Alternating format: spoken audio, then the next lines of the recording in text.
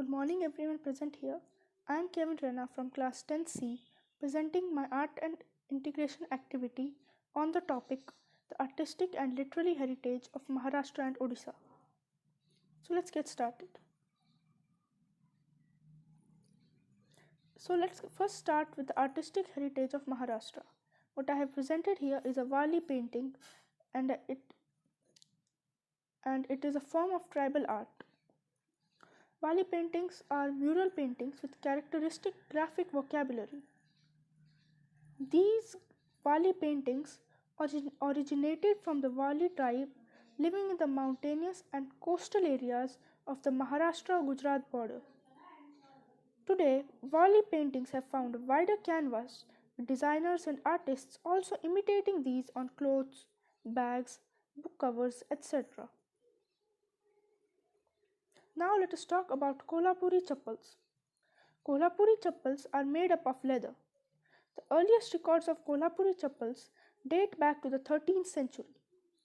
The original chappals were made of buffalo hide and had a thick sole, which made them extremely hardy and durable. However, many different designs have evolved during these years. And here I have shown you an example of Kolhapuri chappals in a shop which have been kept there for sale.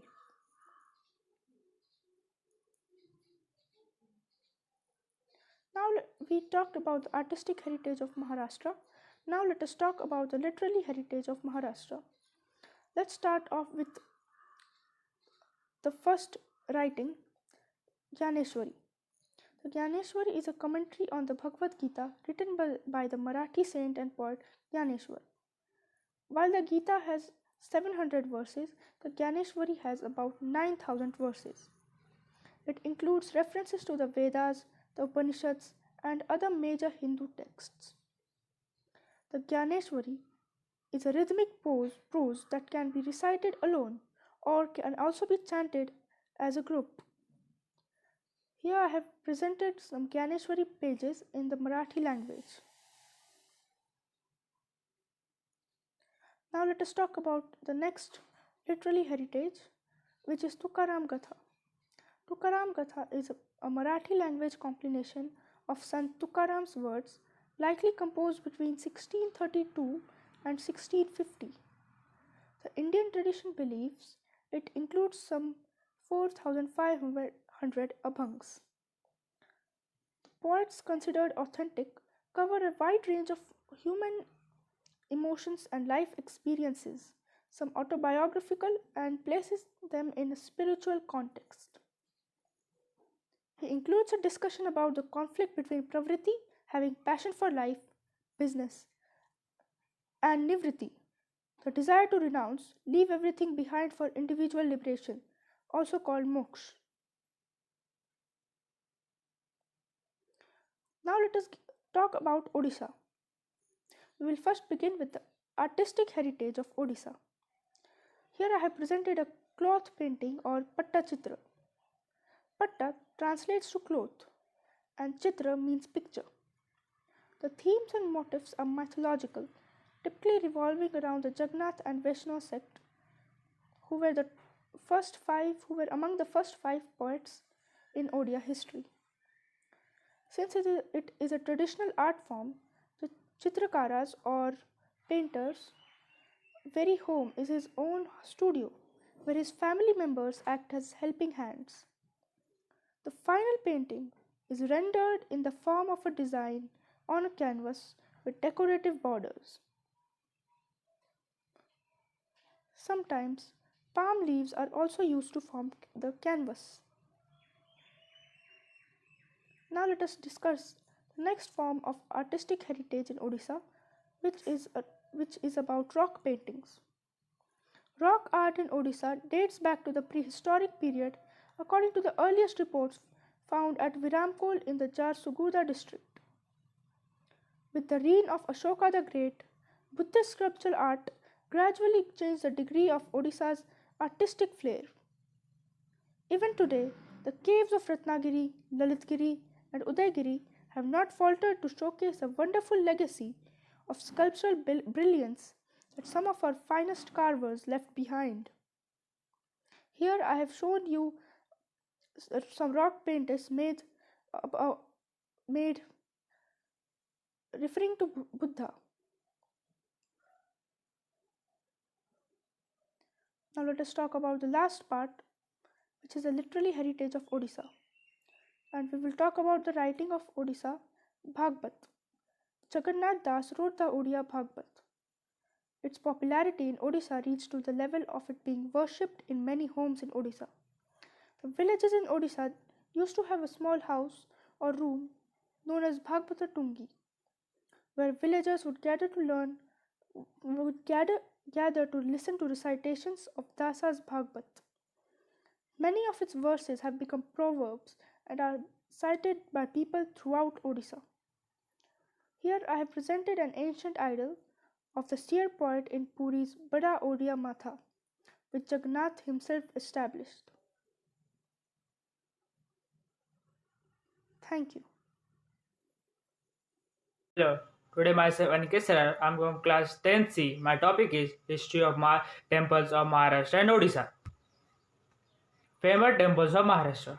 The historical places in Maharashtra are great tribute to their grandeur of Maratha rulers. One can learn a lot about the history and the culture of ancient India by observing these monuments, such as famous Ajanta and Ellora caves or the many historical forts of Raigad, Panvel, and Lonavala. Other most famous temples of Lord Shiva in Maharashtra also include Gondeshwar Temple at Srinagar, Amriteshwar Shiv Temple in Ahmednagar, Baleshwar Shiv Temple in Ratnagiri, and Bhaneshwar Mahadev Temple in Nasara near Pune. Ajanta and Ellora caves are considered to be one of the most significant historical places in Maharashtra, owing to the magnificent painting of Ajanta and world-capped sculpture of Aurora. The rock-cut caves containing carvings are the finest example of Indian painting and sculpture.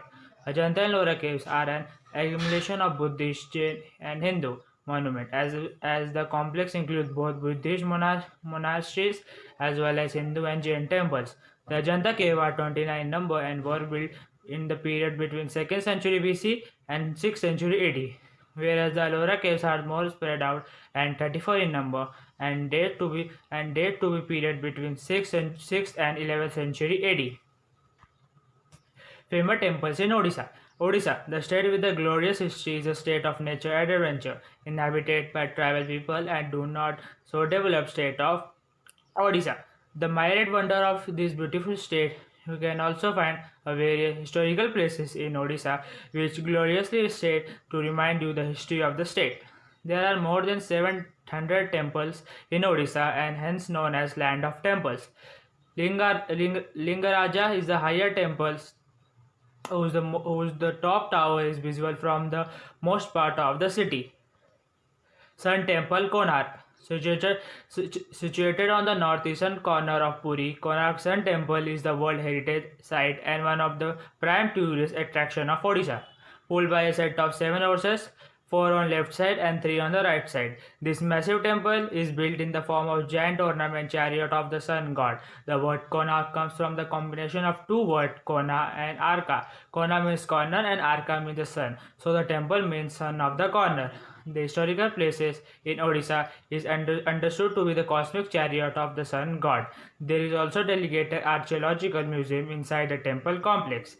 The Konark Dance Festival is held every year, usually in the month of February, which attract a lot of foreign and Indian tourists. The Sun Temple is a UNESCO World Heritage delegated to revere the sun god. Thank you.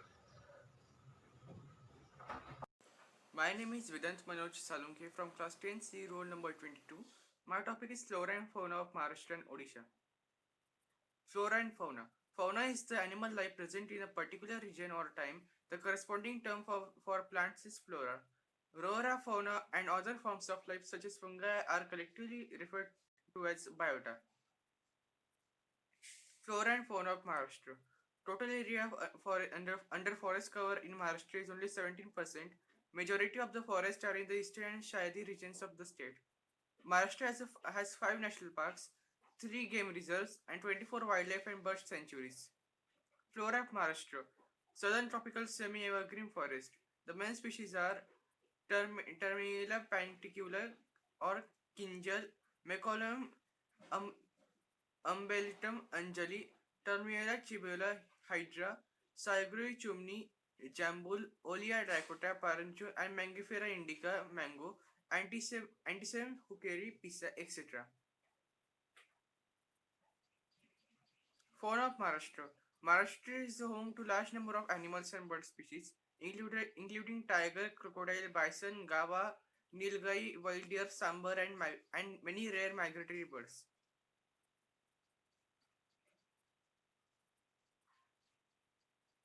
Flora and fauna of Odisha. The flora and fauna of Odisha, a state in eastern India, is extremely diverse and gives the state a reputation for abundance of natural beauty and wildlife.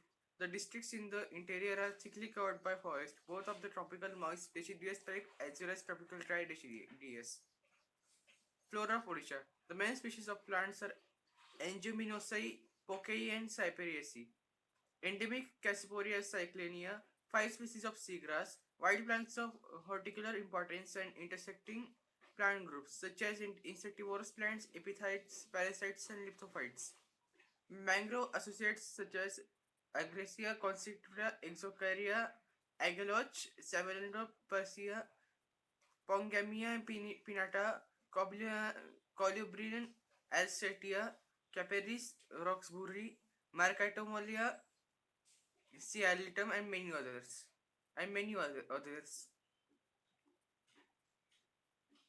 Fauna of Odisha. Odisha is a home for a largest number of plants and bird species such as saltwater crocodile, black buck, 7 species of dolphins, elephant, gharial, leopard, many migratory birds, mugger, crocodile, and olive, riddle, sea turtle, tiger, etc. Thank you. Species such as saltwater crocodile, black buck, 7 species of dolphins, elephant, gharial, leopard, many migratory birds, mugger, crocodile, and olive, riddle, sea turtle, tiger, etc. Thank you.